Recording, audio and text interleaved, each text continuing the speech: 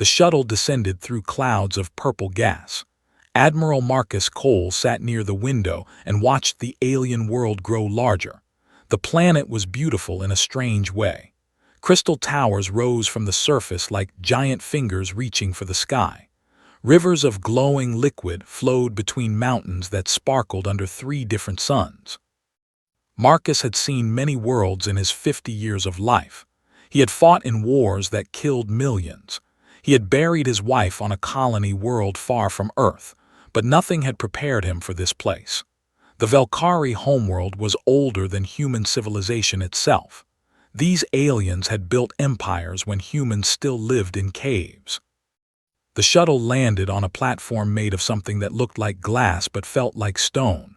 Marcus stepped out and felt the alien air fill his lungs.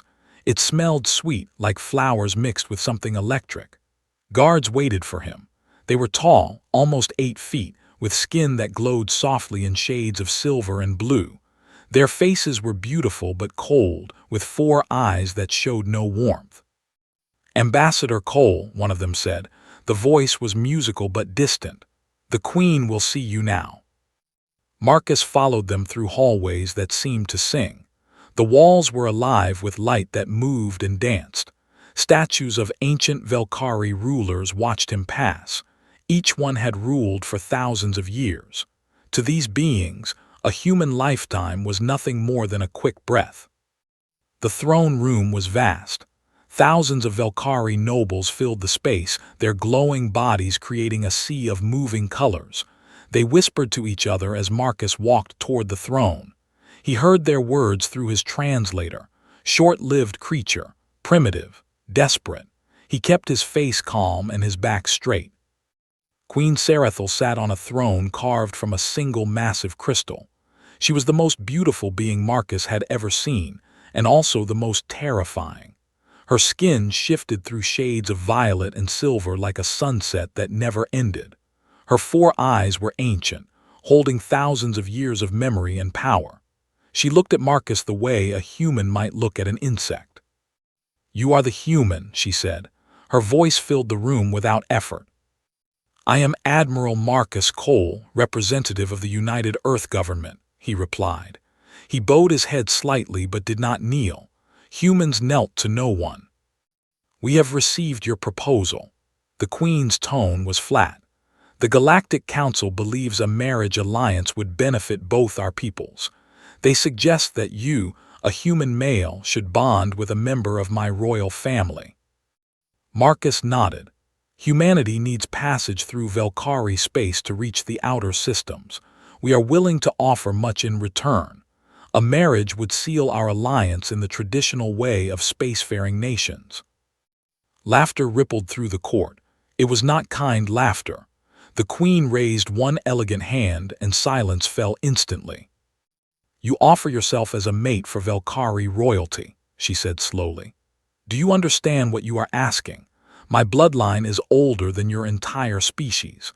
We were building ships that sailed between stars when your ancestors were learning to stand upright, and you believe yourself worthy of joining our family." Marcus felt the weight of every eye in the room. He knew what they saw, a small creature with a brief life, a representative of a species that had only discovered space travel 300 years ago. To them, humanity was a child playing with toys it did not understand. "I understand," Marcus said calmly. "I also understand that humanity has spread to 40 worlds in 3 centuries. We have technology that took your people 10,000 years to develop. We did it in a fraction of the time. Perhaps youth has its advantages." The silence that followed was dangerous. Several nobles stepped forward, their skin flashing angry red. But the Queen raised her hand again. "Bold words for a mayfly," she said. There was something new in her voice now. Interest, perhaps, or amusement. But boldness does not equal worth. I will not permit any daughter of my blood to bond with a human. The very idea is beneath us. Your proposal is rejected." Marcus had expected this. He had prepared for it. Still, the words stung more than he thought they would. He thought of Earth, of the billions of people counting on him to secure this alliance. He thought of the colony worlds that would struggle without access to the resources beyond Velkari space.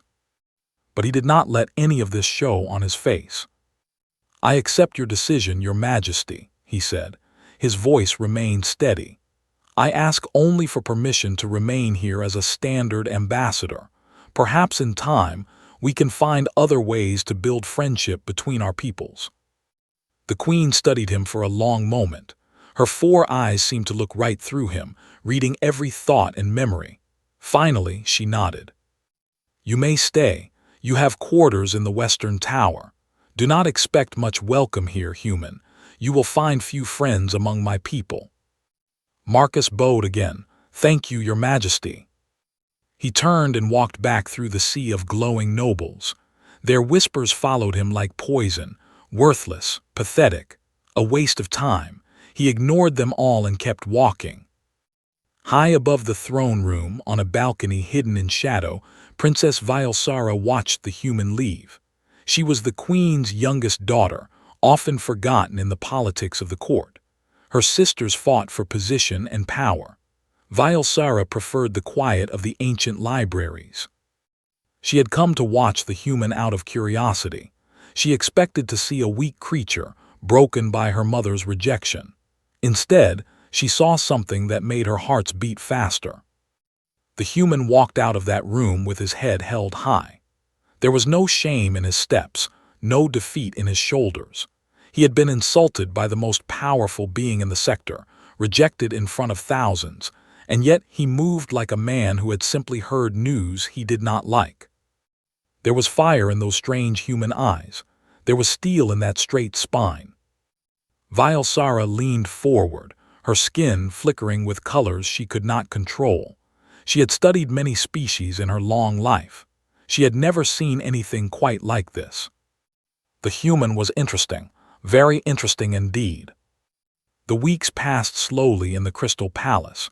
Marcus settled into his role as ambassador, though it was a lonely position.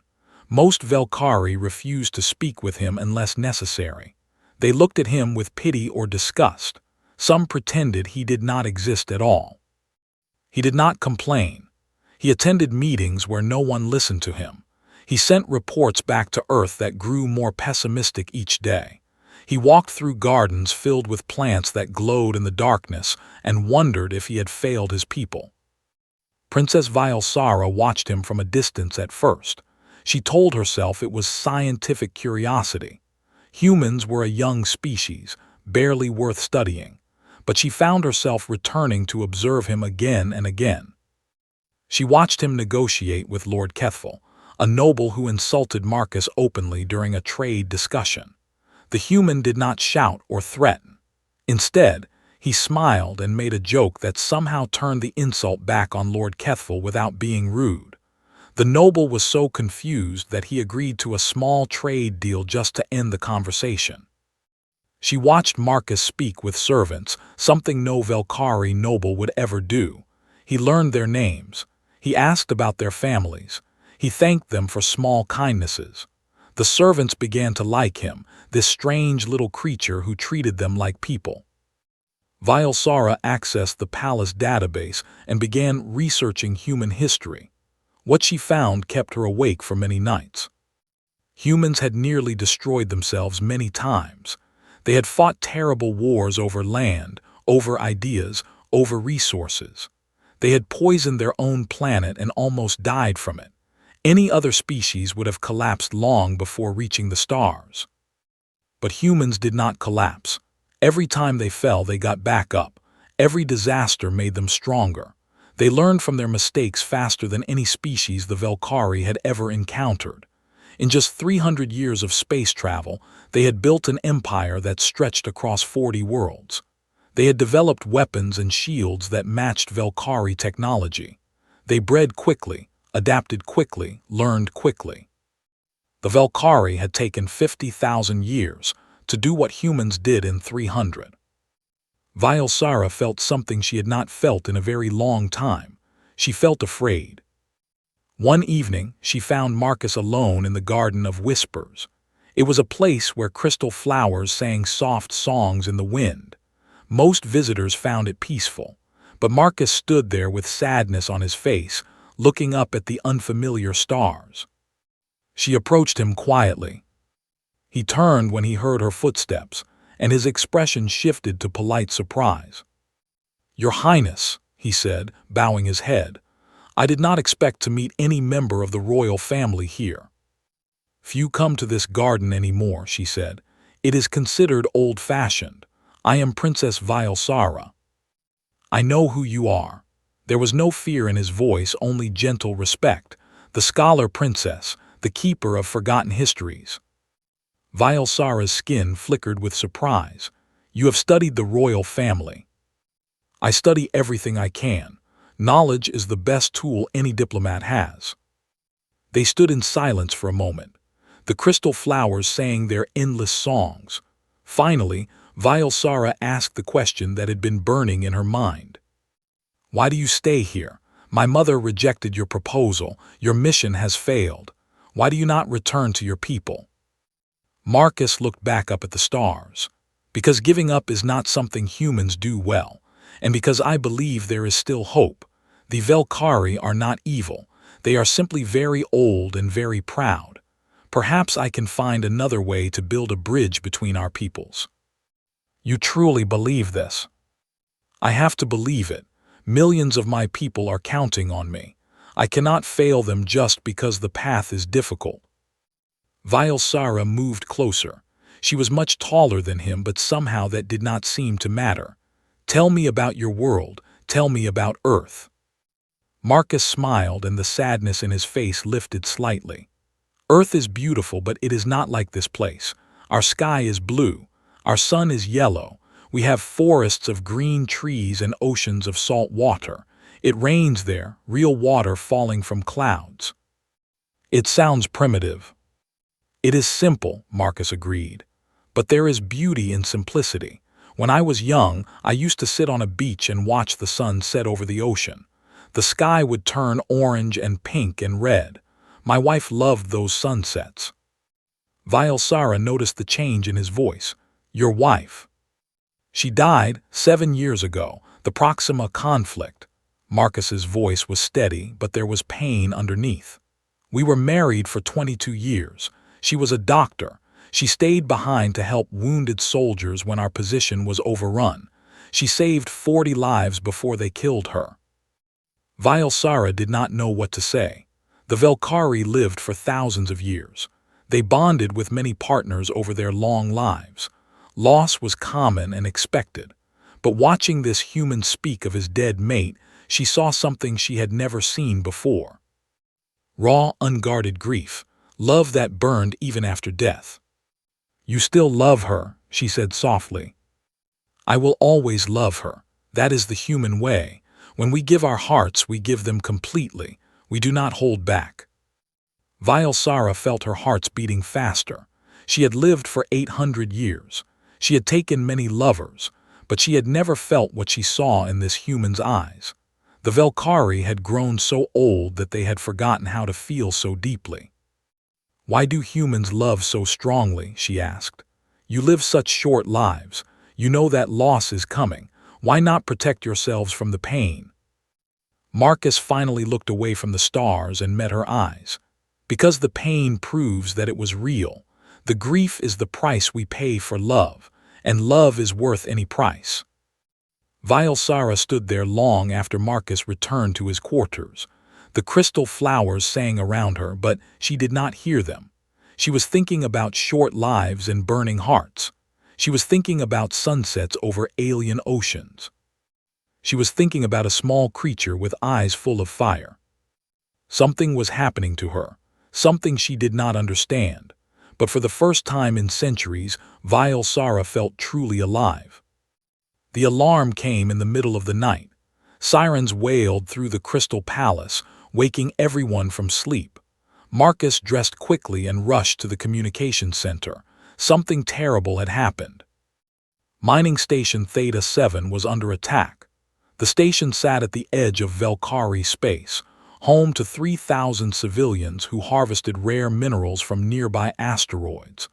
The attackers were the Kethver, a species that existed only to consume and expand. They were like locusts made of metal and hate, destroying everything in their path. Marcus watched the holographic display with growing horror. 50 HFY warships surrounded the station. The station's shields were failing. The civilians had no weapons, no way to fight back. They sent desperate messages begging for help. Queen Sarathel arrived with her advisors. Her face showed no emotion as she studied the display. Her generals gave their reports in calm voices. The nearest Velkari fleet was 3 weeks away. There was nothing that could be done. "We must send a message of sympathy to the station," one advisor said.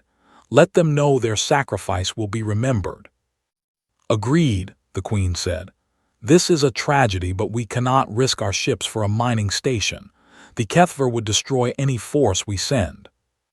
Marcus stepped forward. "Your Majesty, if I may speak." The Queen looked at him with cold eyes. "What does the human ambassador have to say?" "The Prometheus is in this system. My ship. It can reach the station in 14 hours at maximum speed." Silence filled the room. The Velkari generals exchanged glances of disbelief. "One ship," Lord Kethel laughed. "Against 50 HFY warships, your people truly are mad." "The Prometheus is a heavy cruiser," Marcus said. "She carries weapons your people have never seen. My crew are the finest soldiers humanity has ever produced. We can buy the station time. Perhaps we can save them." The Queen shook her head. "Impossible. Even if your ship could survive, diplomatic protocol forbids human military action in Velkari space without our permission. You would be starting a war." "Then give me permission." "I will not." The Queen's voice was firm. "Accepting human military aid would show weakness to the entire galaxy. The Velkari do not need help from children. The station will be mourned, and we will take revenge on the HFY when our fleet arrives. 3,000 people will be dead by then. Such is the price of maintaining our dignity." Marcus stood very still. Every eye in the room watched him. This was the moment that would define everything. He could accept the Queen's decision. He could play the diplomat and bow to political reality. That was what everyone expected. But Marcus Cole was not just a diplomat. He was a human. "Captain Chen," he said into his communicator. "This is Admiral Cole. Set course for mining station Theta 7. Maximum speed. You are weapons free upon arrival." The room exploded into chaos. Nobles shouted in outrage. Guards stepped forward with weapons raised. Queen Sarathel rose from her chair, her skin flashing dangerous shades of red.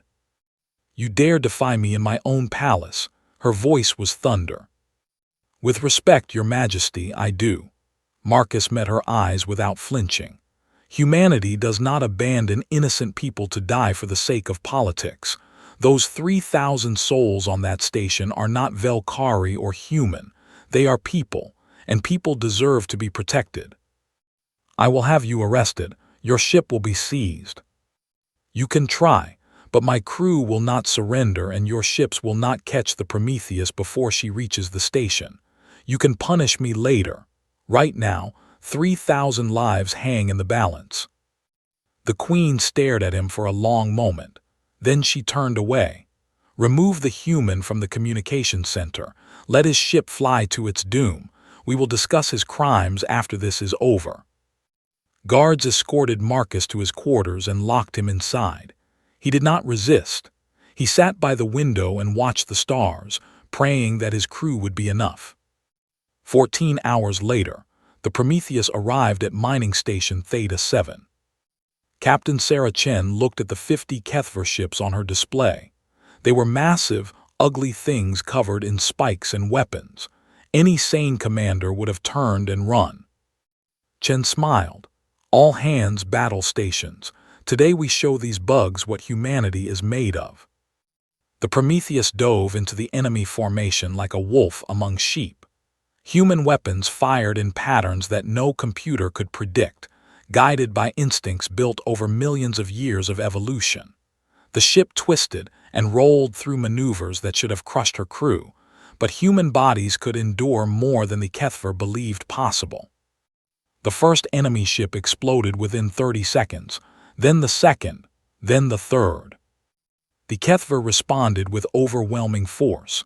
Hundreds of weapons fired at the Prometheus. The shields held, then flickered, then failed. Hull breaches opened along the lower decks.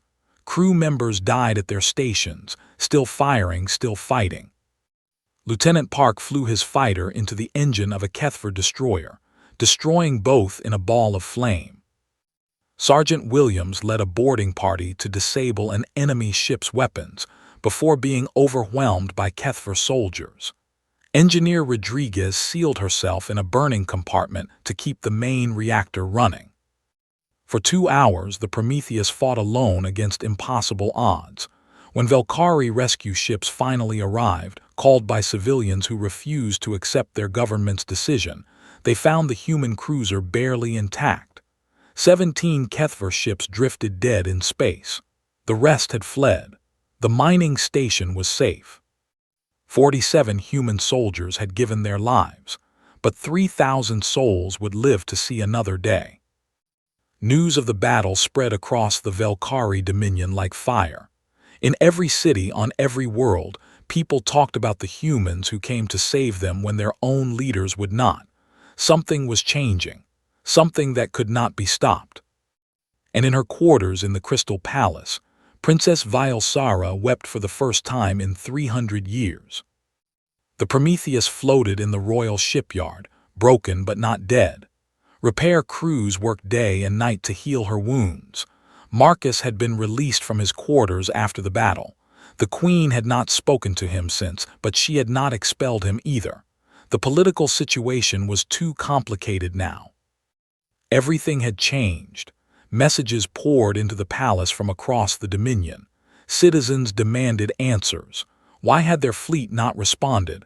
Why did humans have to save Velkari lives? Protests erupted on a dozen worlds. For the first time in centuries, common people questioned their rulers. Marcus ignored the politics. He spent his days on the Prometheus, helping with repairs and mourning his dead. 47 names were carved into the memorial wall. 47 families back on Earth would receive folded flags and empty words. He knew every name. He would carry them with him forever. Princess Vialsara came to the ship on the 5th day. She walked through corridors scarred by weapons fire. She saw blast marks on walls and emergency patches over hull breaches. The damage was terrible, but what struck her most was something else entirely. The crew did not look defeated. They looked proud. They nodded to their admiral as he passed. They smiled at each other while they worked. They spoke of their fallen comrades not with despair but with respect. These humans had faced death and walked through it, and they were not broken. Vialsara found Marcus in the memorial chamber.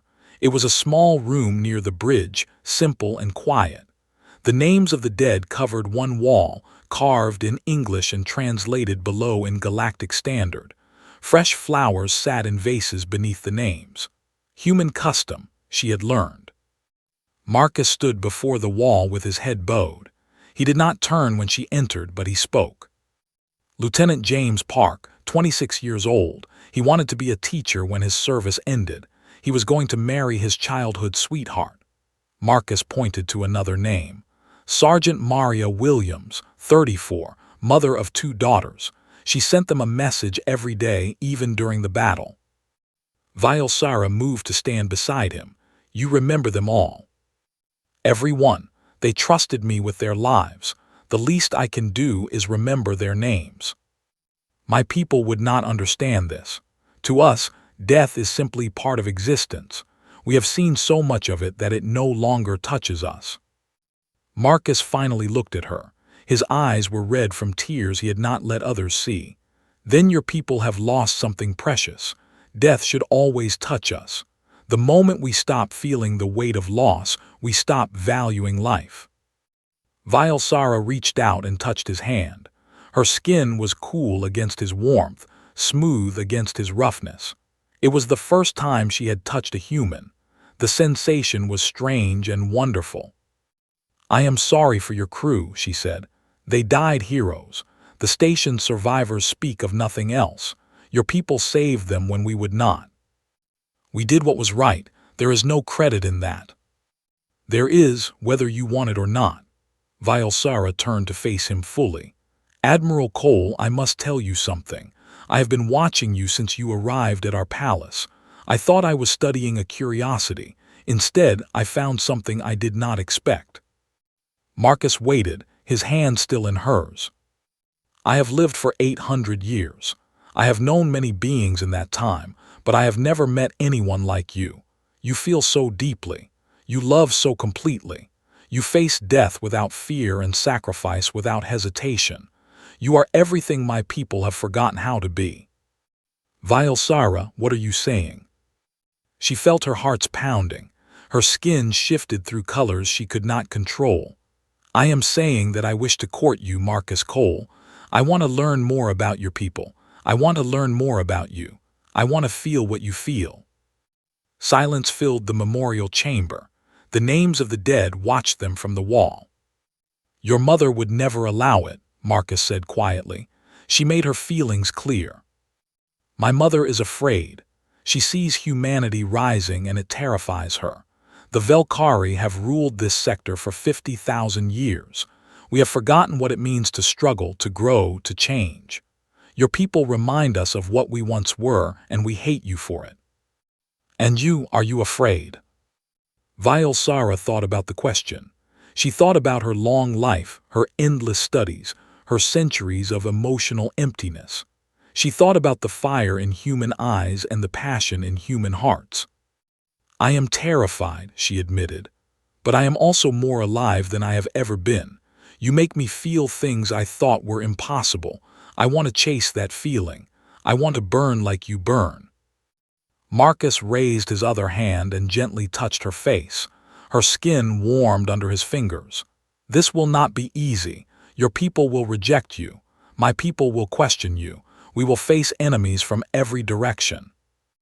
"I know. And my life is short. Even if everything goes well, I will die long before you. You would be bonding yourself to grief." Vialsara remembered his words in the garden. "The grief is the price we pay for love, and love is worth any price." "I know," she said again. "I choose this anyway. I choose you." That evening, she went to her mother's throne room and spoke the words that would shake the Dominion to its foundations. "Mother, I request permission to court the human ambassador." The Queen's response was immediate and fierce. She forbade it. She threatened consequences. She warned of disgrace and exile. Vialsara did not yield. For the first time in her 800 years, she stood against her mother and held her ground. She spoke of humanity's courage. She spoke of the Prometheus and the lives it saved. She spoke of a future where Velkari and humans walked together as equals. The Queen listened with growing fury, but she also listened with something else. Deep in her ancient hearts, buried under thousands of years of pride, a small flame flickered. Something was changing, something even the Queen could not stop. The throne room was filled beyond capacity. Word had spread across the Dominion that the Queen would give her final judgment on the human question. Thousands had traveled from distant worlds to witness this moment. They crowded into every corner, lined every balcony, spilled into the corridors beyond. Queen Serethil sat upon her crystal throne and watched them come. Her 4 eyes saw everything. She saw the nobles who had mocked the human ambassador for months. She saw the survivors from mining station Theta 7, wearing symbols of gratitude on their clothes. She saw young Velkari who looked at humanity with curiosity instead of contempt. And she saw her daughter standing near the entrance, waiting for the man she had chosen. Marcus Cole walked through the great doors with dignity. His uniform was clean and pressed, decorated with the medals he had earned in a lifetime of service. He looked small among the towering Velkari, but he did not seem small. His presence filled the room in a way that had nothing to do with physical size. Vialsara moved to his side. She took his hand in hers, letting everyone see. Let them judge. Let them whisper. She was done hiding. The queen raised one hand and silence fell. Her voice rang out clear and cold. We are gathered to address a matter of great importance. My daughter, Princess Vialsara, has requested permission to bond with this human. I denied her request. She has defied me. Now I must decide her fate and his. Marcus squeezed Vialsara's hand gently. She felt strength flowing from his touch. Before I speak, the queen continued, I will hear the human. Ambassador Cole, you stand accused of defying Velkari authority. You sent your ship into battle without permission. You risked diplomatic relations between our peoples. What do you say? Marcus stepped forward. His voice carried clearly through the vast chamber. Your Majesty, I do not deny my actions. I ordered my ship to save 3,000 innocent lives. If that is a crime, I accept my punishment gladly. But I did not act out of disrespect for the Velkari. I acted because standing by while people die is something humans cannot do. Pretty words, Lord Kethful called out. But words cannot hide your species' arrogance. You are children playing at being equals. You live such brief lives. What can you possibly offer us? Marcus turned to face the hostile noble. You ask what we offer. Look around you. Look at the survivors who came to speak for us. Look at your own young people who are tired of ancient pride and empty tradition. Humanity offers fire, Lord Kethful. We offer passion and purpose. We offer a reminder of what it means to truly live.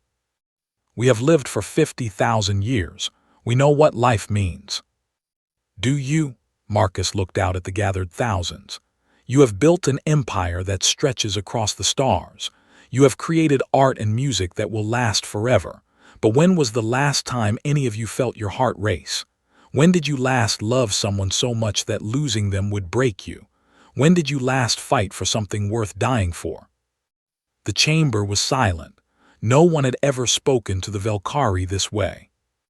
My wife died 7 years ago. I will carry that grief until my own death. But I would not trade a single moment with her to avoid that pain. The Velkari have lived so long that you have forgotten this truth. You have protected yourselves from loss by refusing to care. And in doing so, you have stopped truly living. Marcus walked toward the throne. Guards moved to stop him, but the queen raised her hand. Humanity will not live forever, we know this. But we burn so brightly while we are here. We love completely. We fight desperately. We reach for things we cannot touch because reaching is what makes us human. This is what I offer you, Queen Sarathel, not just an alliance of governments but a joining of souls. Let your people remember what passion feels like. Let them learn from our fire, and perhaps we can learn wisdom from your long years. He stopped at the base of the throne and looked up at the ancient queen. Your daughter has chosen me. I do not pretend to deserve her, but I love her with everything I am. I will spend whatever years I have making her happy, and when I die, she will grieve for me. She will carry that grief for centuries, and she will be richer for having known love. Vialsara came to stand beside him. Her skin glowed with colors that sang of love and hope. She faced her mother without fear. Mother, I have lived a safe life. I have studied the past while avoiding the present. Meeting Marcus has awakened something in me that I thought was dead. I feel joy. I feel fear. I feel hunger for tomorrow. This is what humans give us, not technology or power. They give us the gift of feeling again. Queen Sarathel sat motionless on her throne. Her 4 eyes studied her daughter and the small creature beside her. She saw the fire in their eyes, the way they held each other's hands. She remembered, for just a moment, what it had been like to feel so strongly. It had been 10,000 years since she felt anything like that.